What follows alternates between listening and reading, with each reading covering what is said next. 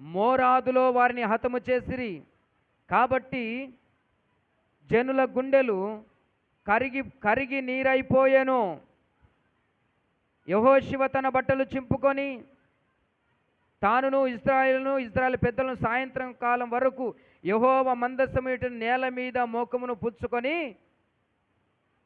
తమ తలల మీద ధూళిని పోసుకొనుచు అయ్యో అని ప్రార్థన చేయుచుండిరి. హల్లెలూయా, చెప్పండి గట్టిగా హల్లెలూయా. ఇక మూడో విషయం ఏంటంటే, నీ శత్రువులను దేవుడు ఎందుకు నిలబెడుతున్నాడంటే నీవు పాపము చేయకుండా ఉండడాని కోసం ఒకటి. రెండవది, నీ శత్రువులు దేవుడు నీకు ఎందుకు నిలబెడుతున్నాడు అని అంటే నీవు యుద్ధమును పోరాటమును నేర్చుకోవడాని కోసం. ఓకేనా? ఆ బాధను నొప్పిని భరించడాని కోసమే దేవుడు పెట్టాడు.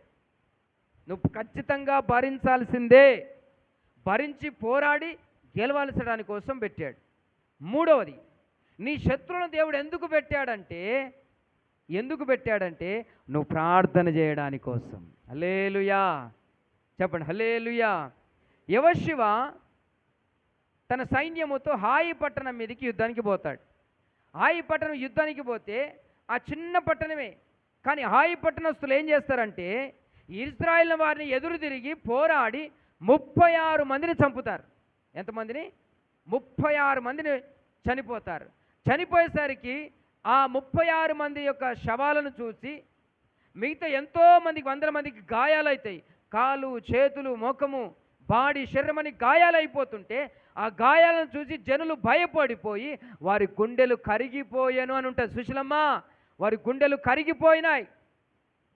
శత్రువుల మీకు యుద్ధం కోతే 36 మందితో పాటు వీరి గాయాలైపోతే ఎందుకు ఓడిపోయినాం ప్రభా అని మందసం దగ్గర దేవుని దగ్గరికి వచ్చి ఓబిమంటూ ఏడ్చుకుంటూ సమాజం మొత్తం రాత్రి వరకు, ఉదయం నుంచి రాత్రి వరకు ఉపవాసం ఉండి ప్రార్థన చేస్తారు.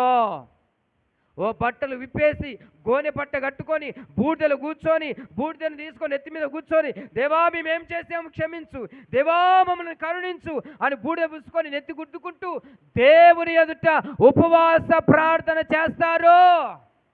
ఆమేన్. అంటే శత్రువుల ద్వారా ఏం జరుగుతుంది? రిబకాక ఏం జరుగుతుంది? శత్రువులు అంటే ఏం చేస్తావు? ప్రార్థన చేస్తారు. Praise the Lord. ప్రార్థన చేస్తారు.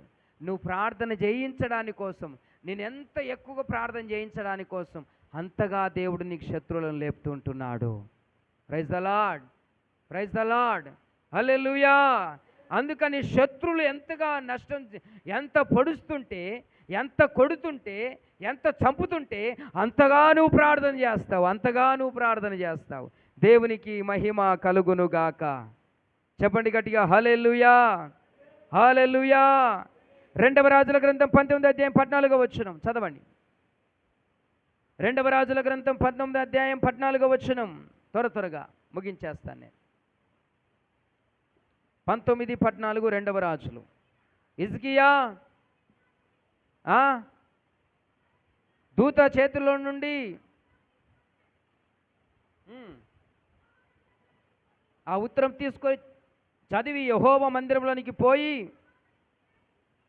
యెహోవా సన్నిధిని ఆ ఉత్తరాన్ని విప్పి పరచి యెహోవా సన్నిధిని ఇట్లని ప్రార్థన చేసెను. హల్లెలూయా. హిజ్కియా రాజుగా ఉన్నప్పుడు అష్షూరీయులు శత్రువులుగా వచ్చారు. వినండి, హిజ్కియా రాజుగా ఉన్నాడు. ఎవరికి రాజుగా? సుశీలమ్మ, ఎవరికి రాజుగా? మానస, ఎవరికి రాజుగా? ఎవరికిరా? హిజ్కియా, బాలయ్య గారు, హిజ్కియా ఇజ్రాయెల్ ప్రజలకు రాజుగా ఉన్నాడు. ఉన్నాడా లేడా? సుజాత ఉన్నాడా? ఏడున్నాడు? ఇజ్రాయెల్ ప్రజలకు రాజుగా ఉన్నాడు. రాజుగా ఉంటే వాళ్లకు శత్రువులుగా లేచింది అష్షూరీయులు. ఎవరండి? అష్షూరీయులు.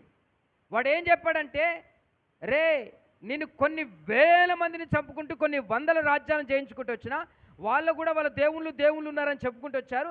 ఏ దేవుడు కూడా వాళ్ళని కాపాడలేడు, నీవు కూడా దేవుడు ఉన్నాడని చెప్పుకుంటున్నావు. కానీ రేపు ఉదయము యుద్ధము నీ మీదికి రాబోతున్నానని అష్షూరు రాజు లెటర్ రాసి పంపిస్తాడు. హిజ్కియా రాజు ఆ లీటర్ని చూసి భయపడిపోయి ఆ లీటర్ని తీసుకొని కొంతమందిని ఏంటంటే లేవి యాజకులను తీసుకొని ఇజ్రాయెల్ యొక్క పెద్దలను లేవి యాజకులను తీసుకొని మందిరంకి వెళ్ళి ఆ లీటర్ పరిచి చేయి పెట్టి అందరూ ప్రార్థన చేస్తున్నారు మందిరంలో. Praise the Lord. మందిరంలో ఏమని ప్రార్థన చేస్తున్నారంటే, ప్రభువా మాకు అశ్షూరులు శత్రువులుగా ఉన్నారు, మేము వాళ్ళని జయించలేం అని ప్రార్థన చేస్తున్నారు. నేను అంటాను, ఇజ్రాయెల్ పెద్దలందరూ, లేవీలందరూ, యాజకులందరూ, రాజు, వీళ్ళందరూ పోయి కట్టకట్టి ఎందుకు ప్రార్థన చేస్తున్నారు? శత్రువులు వచ్చినందుకేగా, అవునా కాదా? శత్రులు రాకపోతే రాజు సింహాసనం మీద కూర్చేవాడు, తినేవాడు, తాగేవాడు, చెప్పుర్రే కథలు, చెప్పుర్రే బుర్ర కథలు, ఏయుండ్రే నాటకాలు అనేవాడు. అవన్నీ పక్కన పెట్టి తిండి పండేసిపోయి మందిరంలో కూర్చొని లీటర్ పట్టుకొని ఏడుస్తూ ఉన్నాడు. ఏమేన్? నువ్వు కూడా మందిరంలో ఏడిపించడానికి కోసమే నీ శత్రువులు పెట్టాడు. నువ్వు ఏడవాలి. ఏమని? కడుపు పట్టుకొని ఏడవాలా, నెత్తి పట్టుకొని ఏడవాలా, జుట్టు పట్టుకొని ఏడవాలా. నేను ఏడిపియడం దేవునికి ఇష్టం. ఎందుకంటే నువ్వు ఏడవట్లేదు. ఎన్ని రోజుల ఏడవని వాళ్ళు, దేవుని మందిరంలో ఏడవని వాళ్ళు ఎన్ని రోజులు ఉన్నారండి? చేయెత్తనాడు ఎత్తారా? ఎన్ని రోజులు ఆయన నువ్వు ఏడవక దేవుని దగ్గర? నిన్ను ఏడిపియడానికి కోసం దేవుడు శత్రువులను లేపుతాడు. హిజ్కియా వచ్చి ఏడుస్తుంటే కనికరం గల దేవుడు కదా, ఏడుస్తూ కుట్టాడా? ఊకోడు. కానీ నువ్వు ఏడవాలని ఇష్టమే, కానీ ఏడిస్తే మాత్రం ఊకోడు. వా, దేవునికి మహిమ కలుగునుగాక. నువ్వు ఏడవాలని ఇష్టమే, కానీ ఏడిస్తే మాత్రం దేవుడు తట్టుకోలేడు. దేవునికి స్తోత్రం. ఏమైందో తెలుసిన? అలా ఏడ్చి ప్రార్థన చేస్తుంటే ఏమైందో తెలుసిన? 34వ వచనం చదవండి. నా నిమిత్తమును, దావీదు నిమిత్తమును నేను, దేవుడు అంటున్నమాట, నేను ఈ పట్టణమును కాపాడి రక్షించదను. ఆ రాత్రియే యెహోవా దూత బయలుదేరి, చూడండి, అశ్షూరు యొక్క దండుపేటలో సైన్యములో ఒక యెహోవా దూత జొచ్చి 1,25,000 మందిని, 85 రైట్, 1,85,000 మందిని ఆ దూత హతము చేసెను. హల్లెలూయా. ఓసారి చప్పట్లు కొట్టండి గట్టిగా. దేవునికి మహిమ కలుగునుగాక. ఆమేన్. హల్లెలూయా. ఇప్పుడు హిజ్కియా పోయిడా? హిజ్కియా పోయి, ఇశ్రాయేలులో ఉన్న పెద్దలందరూ పోయి, లేవీలందరూ పోయి, యాజకులందరూ పోయి కన్నీళ్లతో ప్రార్థన చేస్తే దేవుడేమన్నాడో తెలుసునా? హిజ్కియా, నీ కన్నీళ్లను, నీ ప్రార్థన విన్నాను గనుక ఇదిగో నా దేశాన్ని, నా ప్రజలను కాపాడుతాను అని దేవుడు ఉత్తరం ఇచ్చి ఒక్క దూతను శత్రువుల మీదకి పంపించాడట. ఎన్ని దూతలను?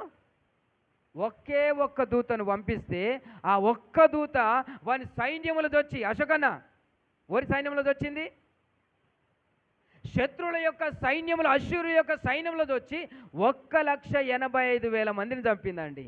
వా, నువ్వు ప్రార్థన చేస్తే నీ ప్రార్థన విన్న దేవదూత నీ శత్రువులు షౌలతో వస్తుంది. ఏమేన్? వాళ్ళ ఇంట్లో వస్తుంది. ఆ ఇంట్లో వచ్చిందనుకో యుద్ధం స్టార్ట్ అవుతుంది. అక్కడ నువ్వు చేయాల్సిన యుద్ధం లేదు. అక్కడ నీ పక్షాన దేవుడు నీ శత్రువులతో యుద్ధం చేస్తాడు. ఆమేన్. ఎస్, నీ పక్షాన దేవుడు నీ శత్రువులతో యుద్ధం చేయాలంటే నువ్వు ఆయన మందిరంలో కన్నీరు కార్చబిడ్డగా ఉండాలా. హల్లెలూయా. ఆ దూత, ఒక్క దూత వెళ్ళి 1,85,000 మందిని చంపేసరికి రాజు, లేవండ్రా యుద్ధం కోదమని లేచు చూసినాకల్లా కంటి చూపున్నంత వరకు అన్ని శవాలే. ఎవరు చంపింది, ఎవరు మన సైన్యం చంపింది అని భయపడి, నిజంగా వాళ్ళ దేవుడే చంపుండ్రొచ్చురా బాబు అని ఆ బార్డర్లో నుంచి అటే పారిపోతాడు. ఇక అటే పారిపోతాడు. శత్రువు పారిపోతాడు. ఏమేన్? చెప్పండి. ఏమేన్. హల్లెలూయా. అందుకే శత్రువులను పెట్టాడు సుజాత.